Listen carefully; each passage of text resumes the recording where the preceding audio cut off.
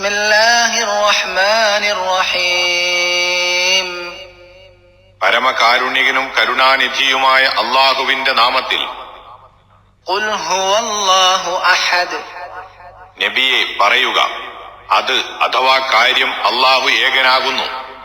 സർവരാലും ആശ്രയിക്കപ്പെടുന്ന, ആരുടെയും ആശ്രയം വേണ്ടാത്ത സർവാവലംബനായ യജമാനനത്രേ. യോഗ്യനാണ്, സർവാശ്രയനാണ്. അല്ലാഹു സമദ്. അല്ലാഹു സർവാശ്രയനായ യജമാനനത്രേ. ലം യലിദ് വലം യൂലദ്. അവൻ ജനിപ്പിച്ചിട്ടില്ല, അവൻ ജനിച്ചുണ്ടായിട്ടുമില്ല. വലം യകുൽ ലഹു കുഫുവൻ അഹദ്. അവന് തുല്യനായിട്ട് യാതൊരുവനും ഇല്ലതാനും.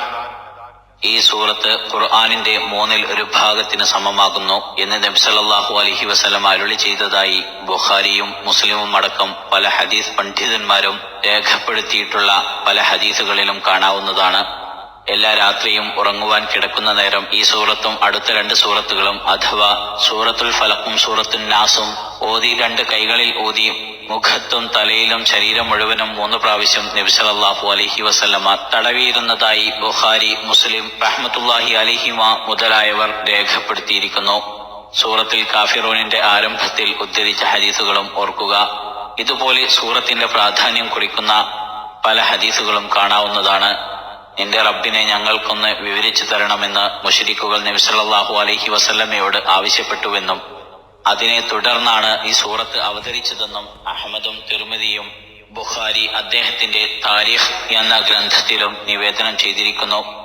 മേൽ കണ്ടതുപോലെയുള്ള മഹത്വങ്ങളും നേട്ടങ്ങളും കൈവരണമെങ്കിൽ വായകൊണ്ട് വൃഥ ഉരുവിട്ടാൽ മാത്രം പോരാ, അതിലെ ആശയം ഗ്രഹിച്ചും അത് മനസ്സിൽ പതിഞ്ഞും അതിന്റെ ഗൗരവം ഓർത്തും കൊണ്ട് കൂടിയായിരിക്കേണ്ടതുണ്ട്. വമിനല്ലാഹി തൗഫീഖ്.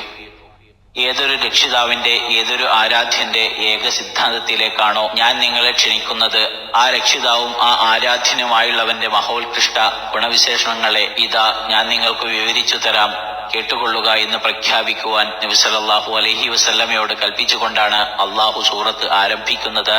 തുടർന്നുകൊണ്ട് തൗഹീദിന്റെ നിദാനമായ, അതിന്റെ അനിവാര്യതയ്ക്ക് ആധാരമായ അവന്റെ പരിശുദ്ധ ഗുണവിശേഷണങ്ങളെ കുറിച്ച് പ്രസ്താവിക്കുന്നു. ഹുവ എന്ന സർവനാമത്തിന് അത് എന്നും അവൻ എന്നും അർത്ഥം വരും. മുമ്പ് പ്രസ്താവിക്കപ്പെട്ട ഏതെങ്കിലും ഒന്നിനെ ഉദ്ദേശിച്ചുകൊണ്ടല്ലാതെയുള്ള ഇത്തരം സന്ദർഭങ്ങളിൽ പിന്നീട് പറയുന്ന വിഷയത്തിന്റെ ഗൗരവത്തിലേക്ക് ശ്രദ്ധ പതിപ്പിക്കുവാൻ വേണ്ടി ആ പദം ഉപയോഗിക്കപ്പെടാറുണ്ട്. ഇതിന് ളമീറുസ് ഷഅ്ൻ, കാര്യത്തിലേക്ക് ശ്രദ്ധ തിരിക്കുന്ന സർവനാമം എന്ന് പറയപ്പെടുന്നു. ഇവിടെയും അതാണെന്നാണ് മിക്ക മുഫസ്സിറുകളും പറയുന്നത്. ഇതനുസരിച്ചാണ് കാര്യം എന്ന ഇത്തരം സ്ഥാനങ്ങളിൽ അതിന് അർത്ഥം കൽപ്പിക്കപ്പെടുന്നതും. താഴെ പറയുന്നതാണ് സംസാരിക്കുന്ന കാര്യം എന്ന സാരം. അപ്പോൾ അടുത്ത വാക്കുകളുമായി അതിന് ഘടനാപരമായ പ്രത്യേകമൊരു ബന്ധം ഉണ്ടായിരിക്കയില്ല. വേണമെങ്കിൽ അവിശ്വാസികളുടെ വാക്കുകളിൽ നിന്നോ സ്ഥിതിഗതികളിൽ നിന്നോ അള്ളാഹുവിനെ കുറിച്ച് ഉദ്ഭവിക്കുന്ന അന്വേഷണത്തിന്റെ മറുപടി എന്ന നിലയ്ക്ക് അത് സാധാരണ സർവനാമം തന്നെയാണെന്നും വെക്കാവുന്നതാണ്. അപ്പോൾ അടുത്ത വാക്കും അതും ചേർന്നു കൊണ്ടുള്ളതായിരിക്കും വാചക ഘടന. അവൻ അള്ളാഹുവാണ്, ഏകനാണ് എന്നായിരിക്കും അപ്പോൾ അതിന് അർത്ഥം വരിക. വ്യാകരണപരമായും സാഹിത്യപരമായും നോക്കുമ്പോൾ ആദ്യത്തേതിനാണ് കൂടുതൽ മെച്ചമുള്ളത്. അള്ളാഹുവിനെ കുറിച്ച് ഈ സൂറത്തിൽ പരിചയപ്പെടുത്തുന്നത് അവന്റെ 5 ഗുണങ്ങളിലൂടെയാണ്. 1. അള്ളാഹു അഹദ്, അള്ളാഹു ഏകനാണ്.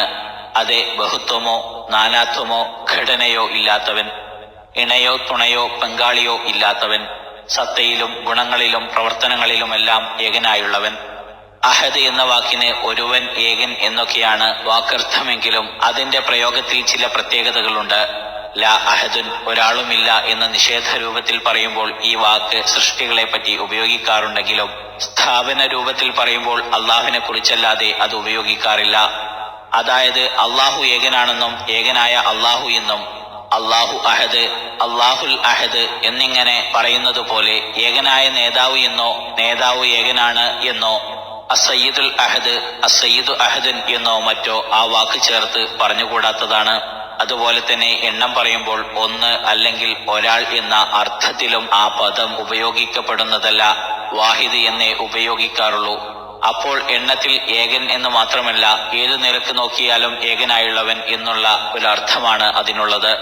അതുകൊണ്ട് തന്നെയാണ് അള്ളാഹുവിന്റെ വിശേഷണങ്ങളിൽ അൽ വാഹിദ്, അൽ അഹദ്, ഒരുവൻ, ഏകൻ എന്നീ രണ്ട് വാക്കുകളും ഒരേ അവസരത്തിൽ ഉപയോഗിക്കപ്പെടുന്നതും ഈ വ്യത്യാസം ധ്വനിപ്പിക്കുന്ന വിധം വിവർത്തനം ചെയ്യാവുന്ന ഒരൊറ്റ വാക്ക് മലയാളത്തിൽ കാണുന്നില്ല. ചുരുക്കത്തിൽ ബഹുത്വത്തിന്റെയോ നാനാത്വത്തിന്റെയോ ഘടനയുടെയോ കലർപ്പില്ലാതെ ഏകനായുള്ളവൻ എന്ന് അഹദിനും എണ്ണത്തിൽ മറ്റൊരു ഇണയില്ലാത്തവൻ ഒരേ ഒരുവൻ എന്ന് വാഹിദിനും അർത്ഥമാകുന്നു. അള്ളാഹു ഏകനാണ് എന്നതിന്റെ ഒരു വിശദീകരണമാണ് തുടർന്ന് പറയുന്ന ഗുണങ്ങൾ എന്ന് പറയാം. 2. അള്ളാഹു സ്വമദ്. അള്ളാഹു സർവ്വലാലും ആശ്രയിക്കപ്പെടുന്ന യജമാനനത്രേ. അസ്വമദ് എന്ന വിശേഷണ നാമം ഉൾക്കൊള്ളുന്ന ആശയങ്ങൾ ദ്യോതിപ്പിക്കുന്ന മലയാള വാക്കും നാം കാണുന്നില്ല. ആരുടെയും ആശ്രയം വേണ്ടാത്ത, എല്ലാവരും ആശ്രയിക്കേണ്ടി വരുന്ന അജയ്യനായ നിത്യശക്തനായ യജമാനൻ എന്നാണ് ചുരുക്കത്തിൽ വിവക്ഷ. അതായത് ഏതൊന്നിന്റെയും ഒരു തരത്തിലുള്ള ആശ്രയം വേണ്ടാതിരിക്കുവാനും എല്ലാ വസ്തുക്കൾക്കും ആശ്രയം അനിവാര്യമായി തീരുവാനും ആവശ്യമായ എല്ലാ ഉത്കൃഷ്ട ഗുണങ്ങളും സമ്പൂർണമായുള്ള മഹാൻ എന്നു സാരം. 3, 4. ലം യലിദ്, അവൻ സന്താനം ജനിപ്പിച്ചിട്ടില്ല. വലം യൂലദ്, അവൻ ജനിച്ചുണ്ടായിട്ടുമില്ല. അവൻ ഏതെങ്കിലും ഒന്നിന്റെ ജനയിതാവല്ല, അഥവാ പിതാവോ മാതാവോ ബീജമോ അല്ല. അവൻ മറ്റൊന്നിൽ നിന്ന് ജന്യനായവനോ ഉദ്ഭുതമായവനോ അല്ല. അവൻ സ്വയംഭൂവാണ്, അനാദ്യനാണ്, അനന്തനാണ്. അപ്പോൾ അവന്റെ സന്താനമോ അവതാരമോ ആയി യാതൊന്നും ഉണ്ടാകാവതല്ല തന്നെ. ഇങ്ങനെയുള്ള സങ്കല്പങ്ങളിൽ നിന്നെല്ലാം പരിശുദ്ധനാണവൻ. അവനല്ലാതെയുള്ളതെല്ലാം അവന്റെ സൃഷ്ടികൾ മാത്രം. 5. വലം യകുല്ലഹു കുഫുവൻ അഹദ്, അവന് തുല്യനായി ഒരുവനുമില്ല.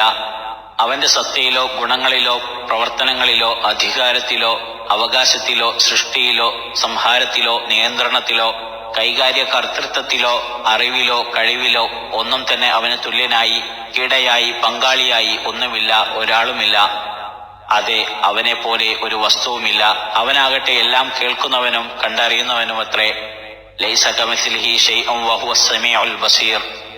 ഈ സൂറത്തിൽ അള്ളാഹുവിന്റെ പരിശുദ്ധ ഗുണങ്ങളായി പ്രസ്താവിച്ച 5 കാര്യങ്ങളും അവയിലടങ്ങിയ തത്വസാരങ്ങളും പരിശോധിക്കുമ്പോൾ അവിശ്വാസികളിൽപ്പെട്ട ഓരോ വിഭാഗക്കാരും മുസ്ലിം സമുദായത്തിൽപ്പെട്ട ചില അന്ധവിശ്വാസികളും അള്ളാഹുവിനെ പറ്റി സങ്കല്പിച്ചോ വാദിച്ചോ വരുന്ന എല്ലാ അപവാദങ്ങൾക്കുമുള്ള ഖണ്ഡന മൂല്യങ്ങൾ അതിൽ അടങ്ങിയിട്ടുണ്ടെന്ന് കാണാവുന്നതാണ്. ഫലില്ലാഹിൽ ഹജ്ജത്തുൽ ബാലിഗ